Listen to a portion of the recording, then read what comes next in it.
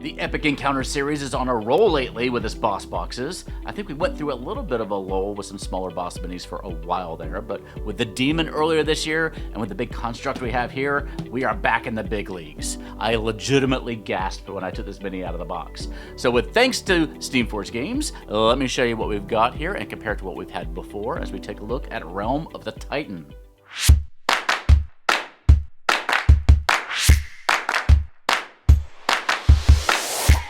Enhance and improve your 5e games today with Hit Point Press. Explore the whimsical dark carnival setting of Heckna. Will you see through the glitzy charade or fall prey to Heckna's everlasting torment? Or enhance your 5e games with animated spell, condition, and townsfolk cards. Add a slew of creative and gorgeously illustrated magical items with the Griffon Saddlebag. And face down more than 30 innovative 5e villains with their big book of big bads. Learn more today at Hit Point Press by using our link in the corner or down below. Inside the box we get our 41-page booklet, a series of tokens, the double-sided map, and our big old Titan mini. This thing is massive and heavy. It is 7 inches or about 18 centimeters tall. It's on a gargantuan 5-inch base.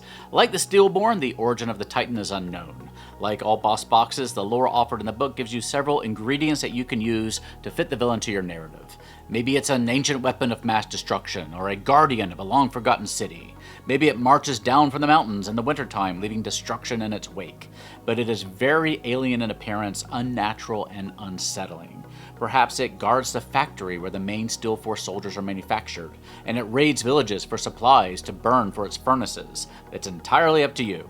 As always, we get 3 different stat blocks to use at different tiers of play, but this boss has quite a few unique features. Since it's a programmed automaton, it actually has a programmed series of attacks that it goes through once it selects a target, which the book lays out for you. It also has a large array of possible attacks, many of which are tied to certain targetable components on its body. You can certainly just take it on directly, but it's going to be an extremely hard fight. Alternatively, you can take out its power batteries, its armor plating, its targeting array, and its power core, all of which have their own AC value and hit points, and that will weaken and hinder it. Each of these components scale with the various stat blocks. The Titan's lair is hidden in a mountainous cavern. Here's our map this time. Unfortunately, it's basically identical on both sides, aside from the colors of the lights from the machinery. It's also another fairly dark map, which I am very rarely a fan of. The map, of course, does feature terrain that has gameplay mechanics. The machinery provides cover. Kinda wish it did something a bit cooler than that, to be honest. There's another carriage buried in the wall that still has some functional weaponry. There's some cracked ground toward the corner that you can try to kite the Titan into, and if you do, it takes the Titan completely out of the fight for a number of turns. And there's a hearth fire providing light and heat.